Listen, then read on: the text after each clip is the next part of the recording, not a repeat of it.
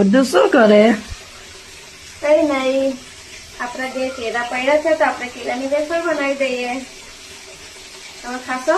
ખાઈશ ને. તો તેના કેળાને ધોઈ નાખવાના. એને ધોઈ નાખ્યા પછી આ રીતે એને છાલ ઉતારી લેવાનું.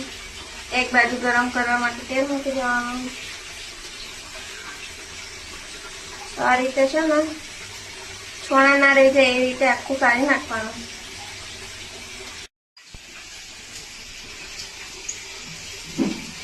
ચલો મજા શકો છો. આપણે આ રીતે કેળાની છાલ કાઢી લીધી છે.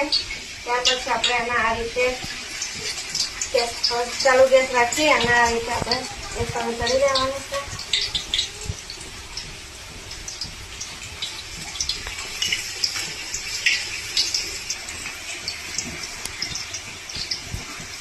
આ રીતે